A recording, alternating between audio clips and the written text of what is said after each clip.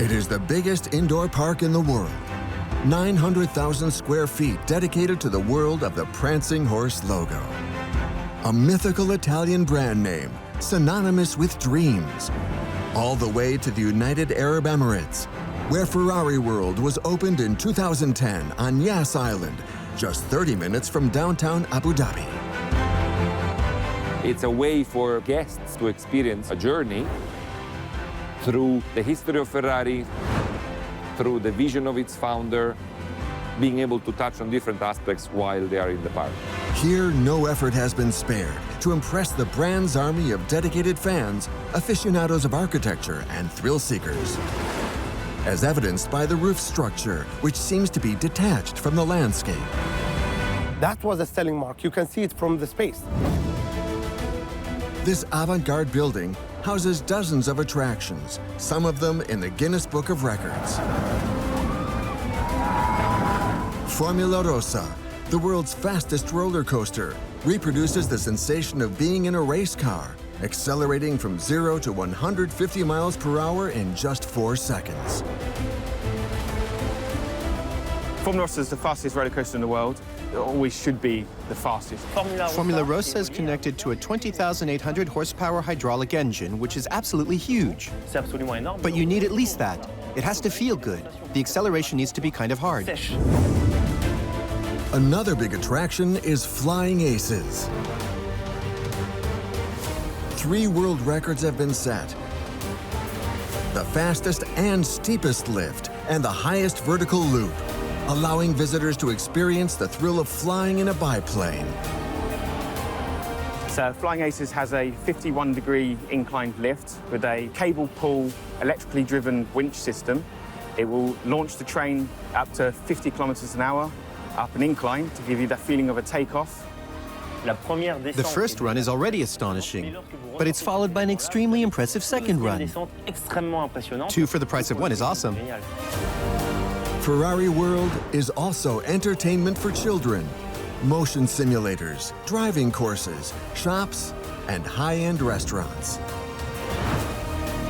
A center that relies on the promise of thrills rather than the number of attractions, of which there are a mere 22.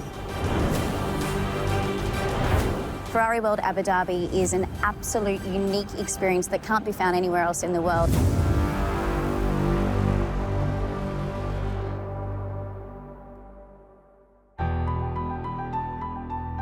But why build such a project in Abu Dhabi? Why dedicate this huge park to the Italian car manufacturer? The total area is over 2 million square feet. That's the equivalent of 20 football fields. And it's not the only thing to impress. There is also the color of the roof, flaming red, and the astonishing shape, new, intriguing, and visible from several miles away. A spectacular and emblematic structure. The building resembles a 3-pointed star with claws that cling to the ground. Inspired by the classic double-curved side profile of a Ferrari GT. The aim here is to reflect the values and language of the Italian prestige brand. For the strategic relationships manager, Ferrari has always been the stuff of dreams. I feel proud every day I come to work because I really feel this brand. The vision of Ferrari World initially was to bring the Ferrari brand to a level that was understandable to everybody. Ferrari has been seen in the past like the iconic luxury elite market brand.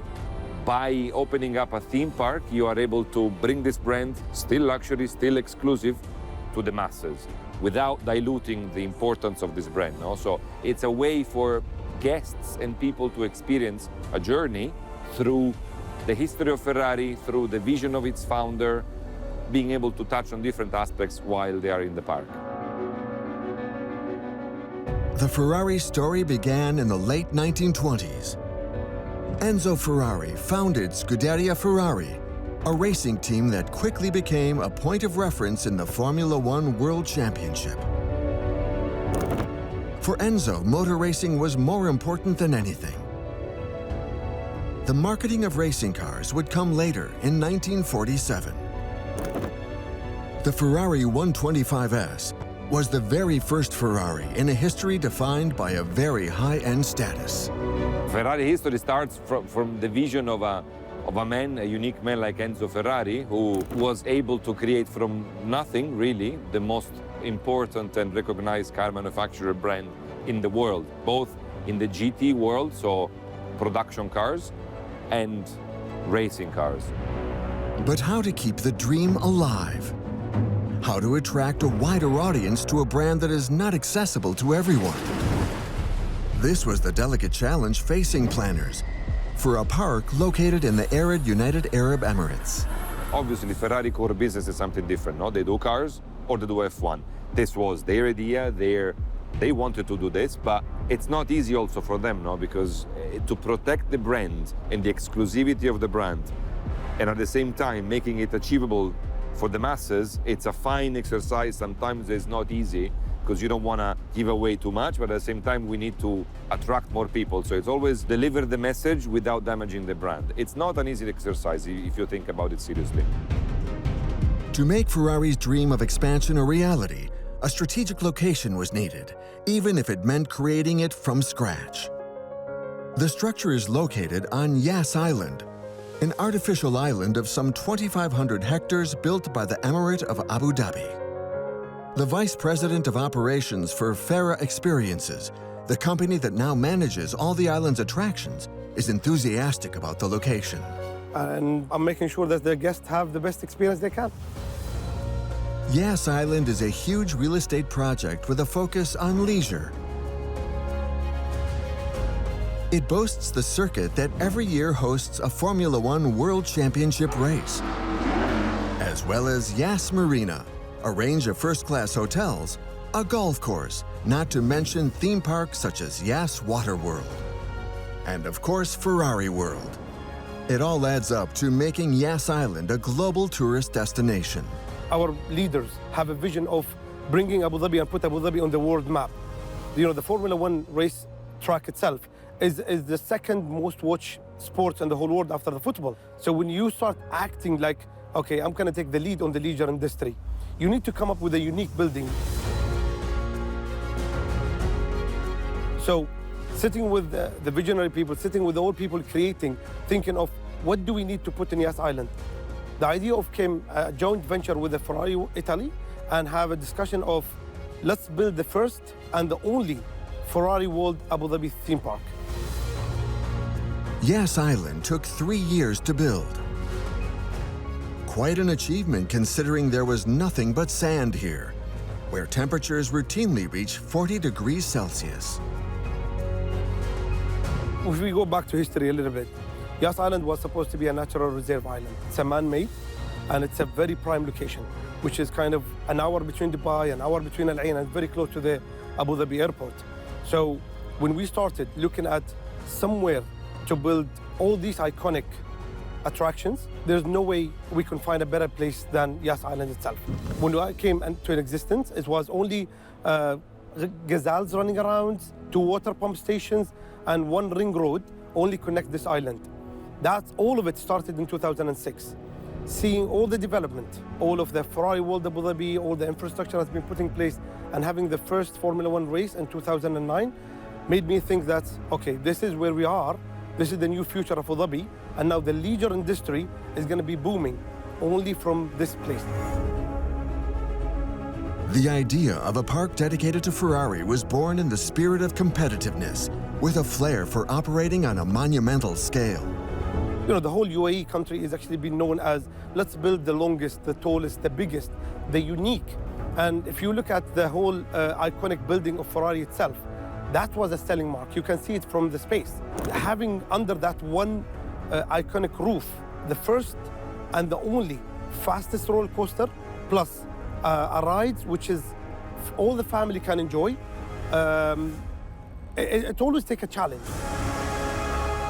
The building is an architectural expression of the values of the Ferrari brand. A brand that likes to surprise. The building sits 164 feet above sea level, like a skin peeling off the landscape. The roof is 160 feet high. with a total circumference of approximately 1.3 miles. Made from highly insulated steel, the structure is supported by 12 columns, forming a 12-pointed Arab star.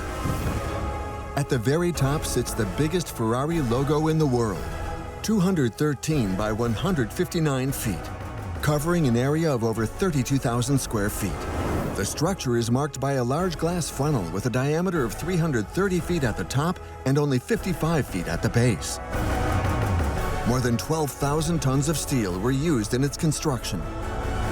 All features that make the building such a revolutionary design. All this steel structure, all the red roof itself, the massive logo, you have it on the top of the roof. It's impressive, it's iconic. The structure is amazing. If you see the red from outside, it's still as red as 12 years ago. In a country where you have 362 days of sun light during the year, it's quite astonishing, the quality of this building, because red tends to fade into pink in many cases, and this one is still bright and shine as the first day. And it's important because it's the first thing guests see when they're landing in Abu Dhabi. You're just passing over this building to land in Abu Dhabi. It's make you wonder what exactly under that roof. It's attract everyone in the whole around the world just to come and see what exactly under this roof. What was needed was a loop. Welcome to the world's greatest amusement park, created around all things Ferrari, a name synonymous with style and a byword for excellence, which is why it was so important to give it a roller coaster that would create the right impression. And the most iconic is Formula Rossa, a wild ride that offers the sensation of being in a racing car, hitting a speed close to 150 miles an hour in just 4 seconds. A record breaker, the fastest ride anywhere in the world. And while it's something to be extremely proud of, the park is also eager to point out the wide range of activities on offer in this unique setting. There are motion simulators, driving courses, shops, but also a free-fall tower and a scenic trip through the history of Ferrari.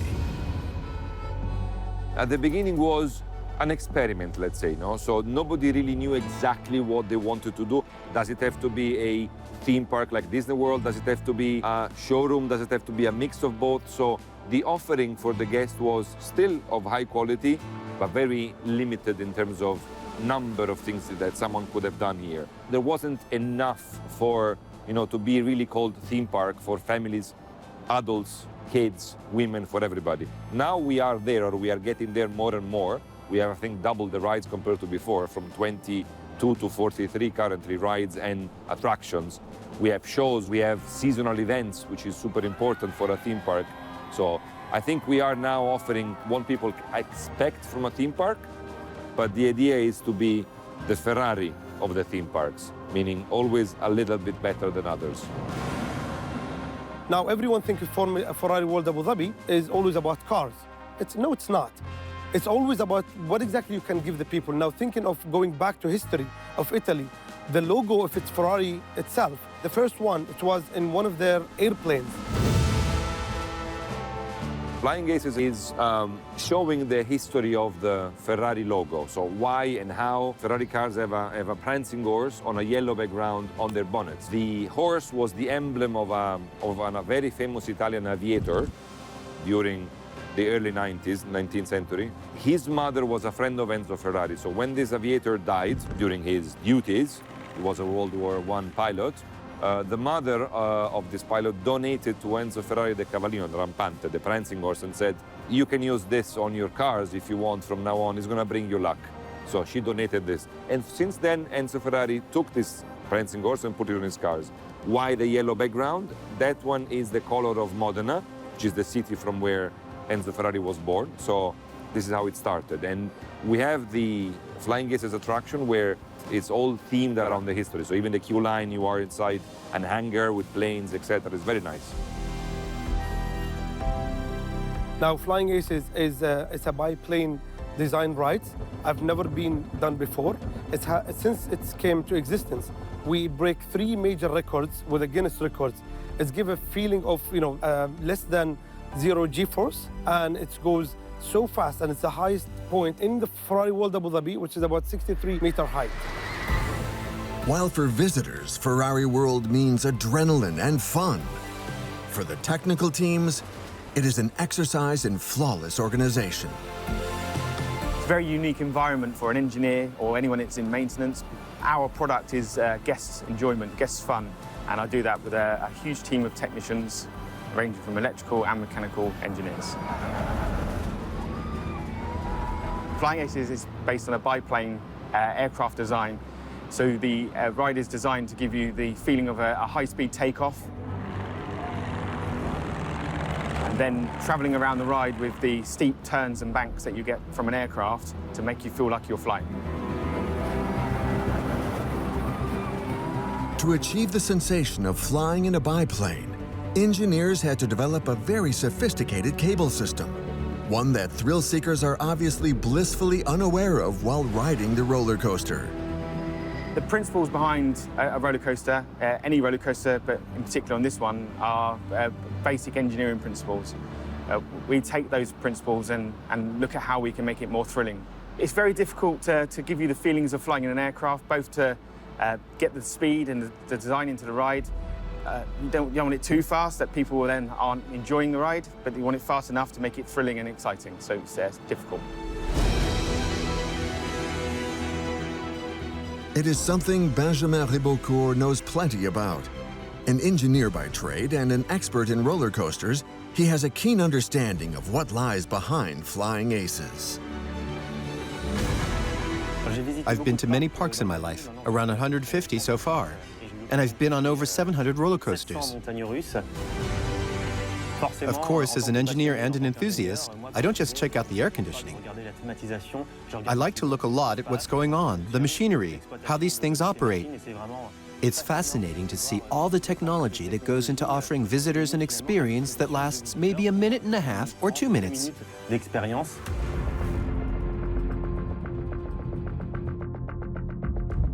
Flying Aces is a conventional roller coaster in the sense that it doesn't use a propulsion mechanism.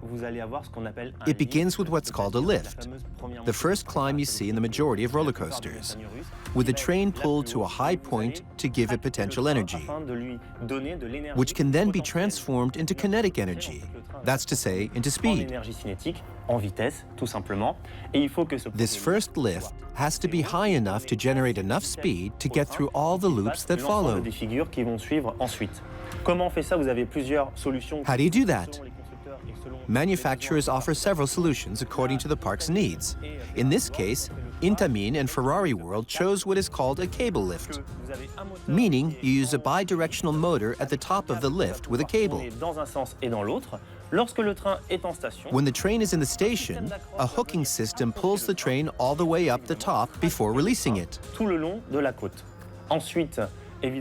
Then, by gravity, because it has no engine, the train has to be able to make all the following rises and descents, which the design engineers need to make sure are a little more basic, so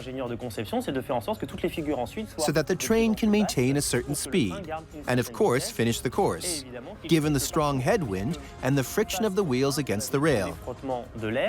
The goal is to ensure the train makes it through every element at a set speed, one that produces a sensation.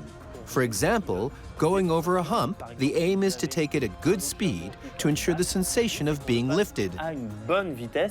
Of course, all this is designed beforehand by engineers using computer models. Everything is worked out in advance because the roller coaster is tested for the first time. If everything goes well, there are no surprises with regard to the sensations experienced. It's hard to remain calm when experiencing extreme sensations. The aim here is to thrill or to terrify, depending on the visitor, since each person reacts differently. Flying Aces produces what are known as air times, that lovely moment when your buttocks lift off the seat and you feel very light. It's a sensation most sought after by amusement park enthusiasts. And it's a feature of Flying Aces. When there's a hump, the train takes it at a high enough speed to make you feel lifted. So when you look at the various figures on Flying Aces, it's the sensation the designers and the park were obviously looking for, something resembling the acrobatic figures achieved in a plane, which is great, given that it's the exact theme of the ride.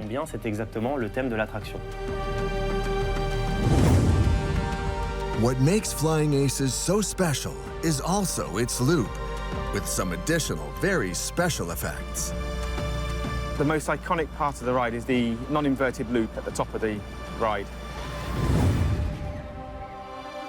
A non-inverted loop is when you go on a standard loop of a roller coaster, but as you reach the apex of that loop, you're no longer inverted. You're actually in the correct plane of sight.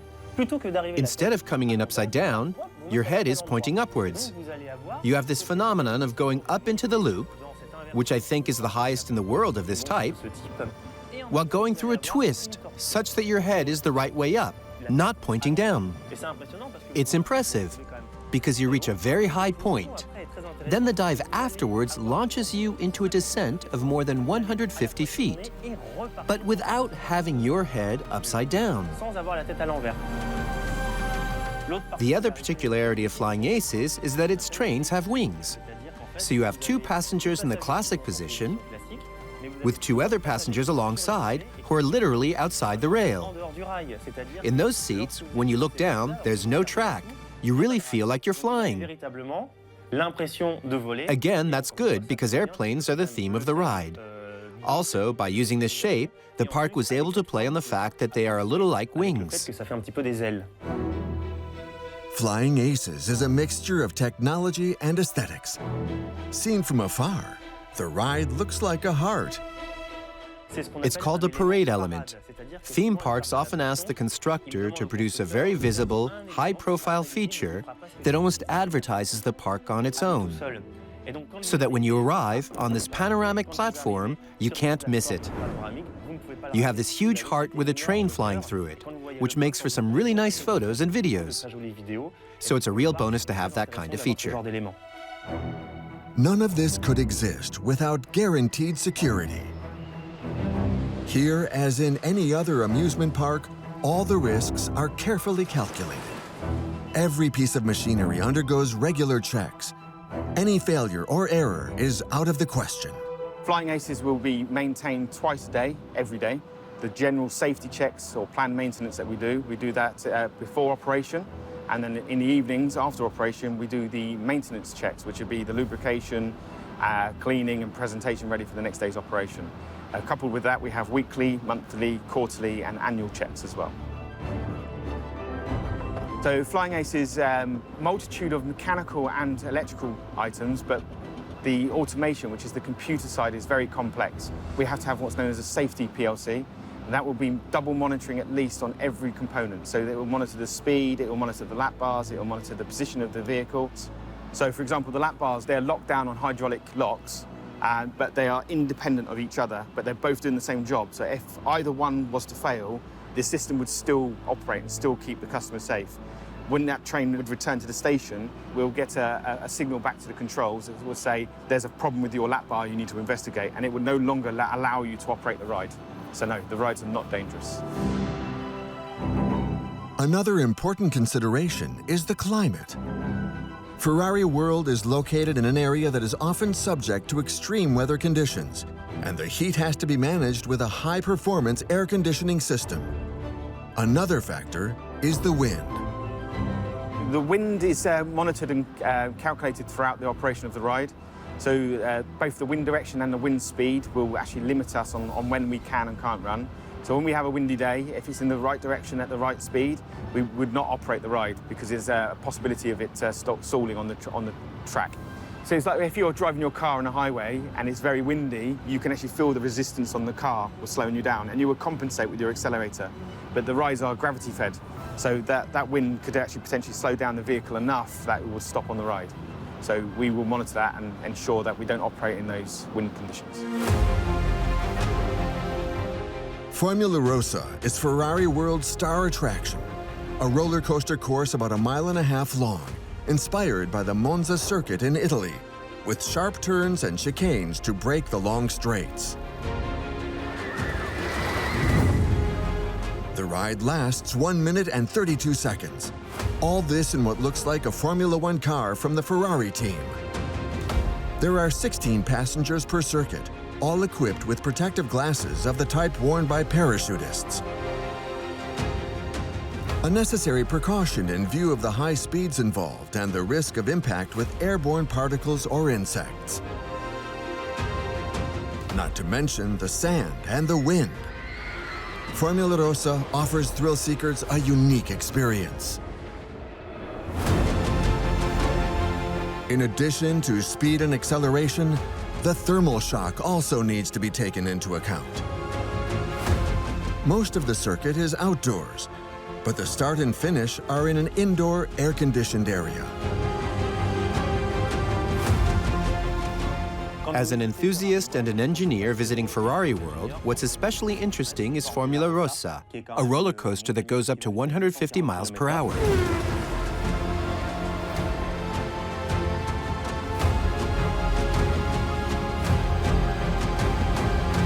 The Formula Rossa ride is the best ride I can ever imagine. It's give you the Formula One driving experience. The story is replicating the launch of a Grand Prix. So you are sitting on an F1 car, starting a Grand Prix, so hence the launch, why it's so intense.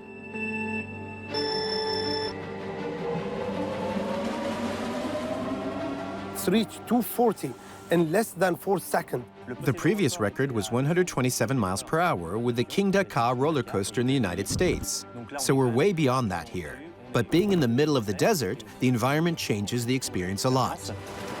It makes you speechless. So when you launch the rides, it's always the first 4 seconds you cannot even, I feel like on my experience, I cannot even breathe, I cannot scream. The physical ordeal experienced on Formula Rossa raises questions as to whether or not it is actually dangerous for the body. The human body is capable of extreme speeds, as it doesn't actually feel speed, only acceleration. In an aircraft, you're traveling at over 1,000 miles an hour but don't feel anything. You only feel something during takeoff and landing. The human body feels acceleration, not speed. In theory, you can say the same thing about Formula Rossa. Imagine yourself at 150 miles per hour, which is roughly twice the speed of a car driving along the freeway. Here you have no windshield, so the wind at 150 miles per hour is incredible. This ride is a total success because as well as the drawn-out and impressive propulsion, you also have this whole ride at ground level, which is a first for the constructor, Intamin. In previous records, you just had a sensation of acceleration, quickly followed by deceleration, kind of a one-shot roller coaster that lasts about 10 seconds.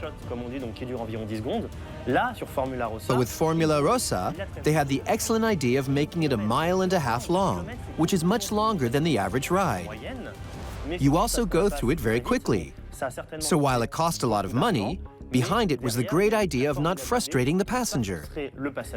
I did it in the very front row, which is a must for roller coaster enthusiasts like me on Formula Rossa. There's a before and an after. These are extreme speeds and sensations. But how does Formula Rossa work? The figure-8 track begins with a straight launch area, propelling the train up to its top speed, ending at the highest section, 160 feet or so above the ground. After slowing at the top, it continues its course along big, wide turns thanks to the power of the initial thrust. The hydraulic launch system generates a release of speed similar to that of steam catapults on an aircraft carrier.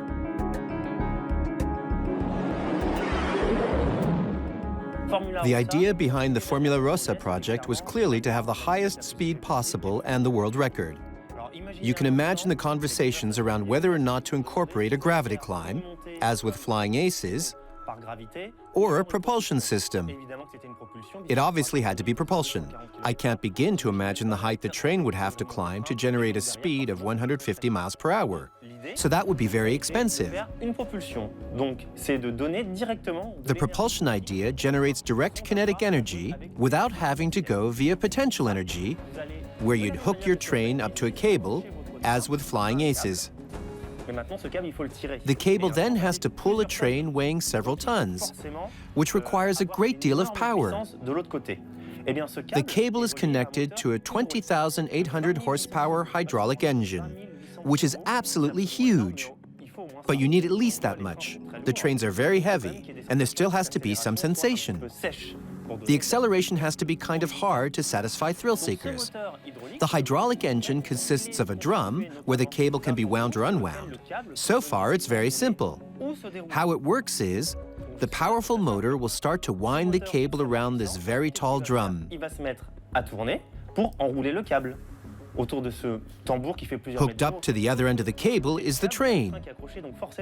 So when the drum starts to turn, the train follows the movement. At the end of the propulsion zone, the train is released from the cable. The motor stops and winds the cable back around the drum.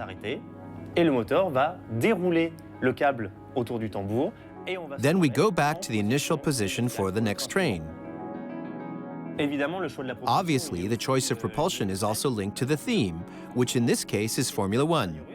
So here, when it propels you to 150 miles per hour in 4 seconds, you experience a g-force of 1.7. 1.7 Gs means that you feel 1.7 times your weight in the seat during propulsion. What's special about Formula Rossa is that this acceleration lasts only 4 seconds, but it feels much longer.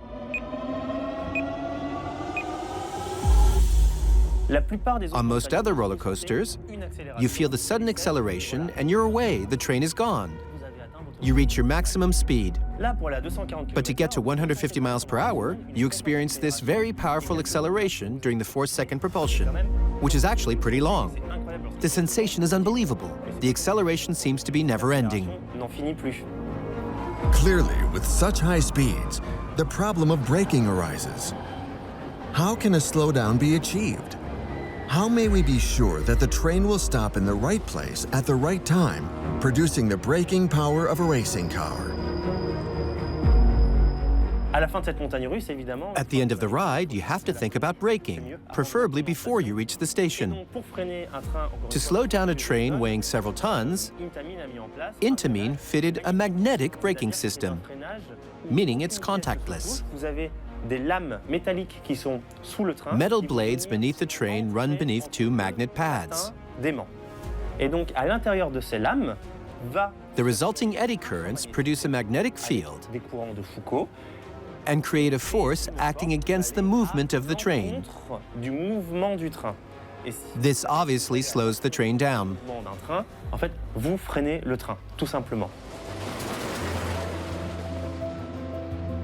The advantage is that the system is fail-safe. The magnetic field is always there, whatever happens, even in the event of a power failure.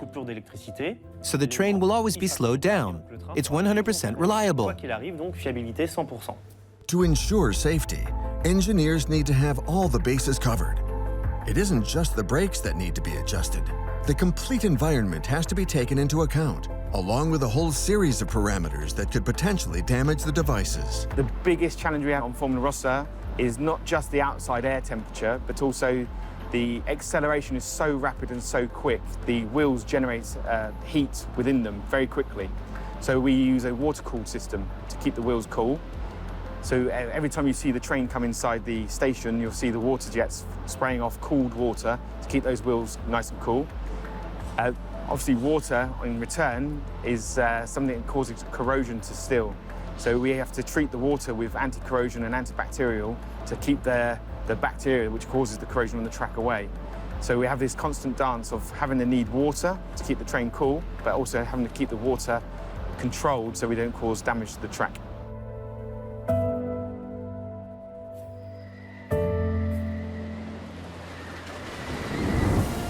The park is divided into 4 thematic zones. First is Adventure, featuring Turbo Track, the attraction with a vertical climb followed by a jaw-dropping fall. Next come the Italy Zone and the Family Zone. Not forgetting the Formula One Zone, where thrill seekers can experience the excitement of a roller coaster ride, as well as the thrill of driving a real Ferrari. A rare thrill, and with good reason. We are the only official place in the world where we offer driving experiences on a Ferrari, which is approved by Ferrari. Because many places you can rent a Ferrari from everywhere basically, but you're gonna just rent it and go. Here we have the official trained instructors from Italy. They are going to present you the car, show you the briefing, and then come with you on the car, with the car, outside on your drive. So it's very much official, and you really get the sense of Ferrari. Rather than driving in it, etc., and that's it, you have someone telling you everything about your car in a professional way, in a professional manner. You can be a passenger or you can be a driver, depending on what you want to do, basically. For visitors with driving aspirations, or at least those who wish to test their abilities, simulators are available. It's an amazing experience and a very popular one. We have regular and advanced simulators. The regular ones are available to anybody in the park. The two advanced ones, one F1 and one GT race car, that replicates really what a driver has to do before entering a race. In other words, now everybody in F1 or racing are using simulators to test the car and fine-tune the chassis and everything they need to do on the suspensions to be able to reach the race day with the car mostly set up for perfection for that specific track and day. Simulators is what we're doing here as well. So we have this kind of super advanced simulators where you can experience the closest possible to be a racer on an F1 car or a GT car. In addition to the virtual, there is the thrill of experiencing sensations that are even more real.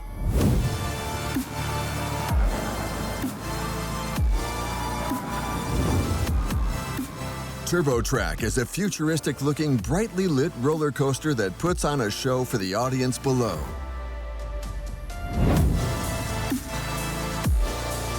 For the passengers, the experience is particularly intense.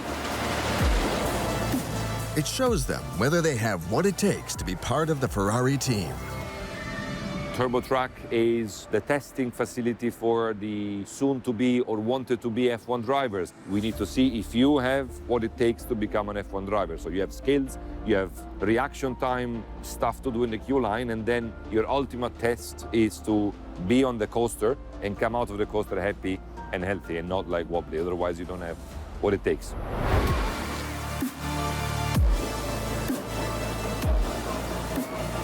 TurboTrack is iconic and it's unique because you can ride it in two different ways, either facing front or you go backward.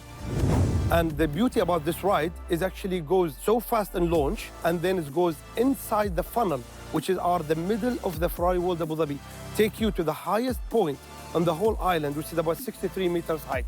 And it goes back inside with a feeling that you are breaking the record of the G-force. But how does it work? What are the mechanical principles behind the ride? Like Formula Rossa, TurboTrack is a powered roller coaster. But here the propulsion system is different.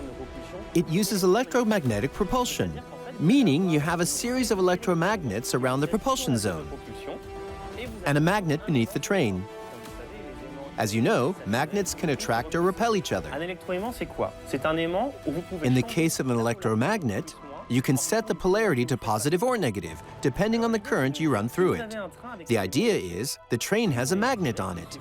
To attract it, you need negative polarity on the train and positive on the magnet ahead, with negative behind. That way, the train is both pushed from behind and drawn forward. By controlling it with a computer system, the train is pulled ahead faster and faster. That gives you an electromagnetically powered train. TurboTrack was opened in 2017. To remain attractive, you have to keep moving. Future developments are driven by customer feedback, with visitors invited to provide comments and criticism. We always listen to the people saying, guys, you have one iconic building. Why don't we cannot walk on that building? Why cannot we take a picture on top of it? As I mentioned, we listen to our guests, we listen to our people. Introducing a walk on the roof of the most iconic building, the landmark of Abu Dhabi, I would say, is elevated our experience to our guests. Since 2019, we have been really seeing a number of guests just coming from around the world just to walk on the roof and making sure that it's in their to-do list and to take it. I have to do it. I have to take a picture on the biggest logo of Ferrari are existing in the whole world. To avoid limiting its appeal to speed junkies, the park with the prancing horse logo has something for all the family. In Ferrari World, children of all ages and sizes are catered for. The park also offers a range of quieter activities in a year-round ambient temperature of 24 degrees Celsius within a largely covered space.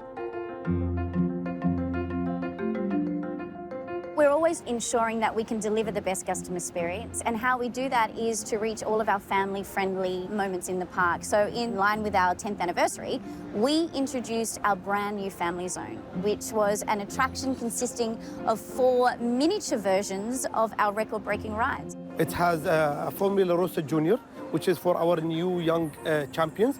They can enjoy that ride. It's quite fast.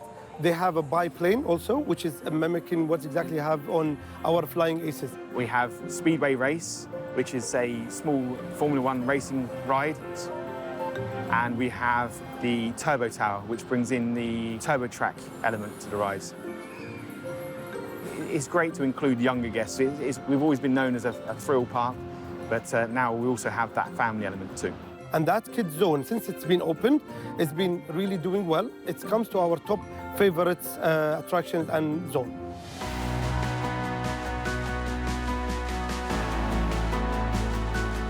Today, the theme park's major challenge is to remain competitive and in line with the Ferrari brand.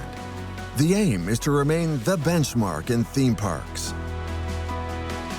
We are the only Ferrari World so far in the world. There is another smaller park called Ferrari Land. Why land? Because it's a land within an existing park. In Spain, Barcelona, Portaventura, they have a land called Ferrari Land. We are the first one and so far the only Ferrari World in the world. The art of talking without revealing anything. For the time being, the plans are top secret, leaving thrill seekers to dream about the ever more intense sensations soon to be on offer. I have a great team to work with. You know, the whole team on Yas Island and all these Ferrari World Abu Dhabi are always checking on what exactly on the market. We go to new events. We participate on all these exhibitions around the world to make sure that whoever manufacturer come up with a new, and say sometimes it's an iconic and unique and maybe never been built, we try to be the first. We grab it. We make sure that wherever you want to see this ride, it's not going to be around the world. It's always in Abu Dhabi, it's always in Yas Island, and you're going to find it in Ferrari World Abu Dhabi. And because Ferrari World is faithful to the brand that inspired it, the park promises to keep striving to offer more thrills, more speed, more world records, and more fun. To drive audiences wild and leave them wanting more. Why do I think people love Ferrari World Abu Dhabi? Well, who doesn't love Ferrari brand itself? It's one of the leading brands in the world, and one of our main campaigns and our goals is for people to find that Ferrari feeling. And I think that once you do, it never leaves you. So when you enter our beautiful park and you see our world record-breaking rides, our wonderful galleria and display of the machines that Ferraris are and the innovation that belongs to that, you know, that feeling will never leave you. I promise you. I promise you it will never go away.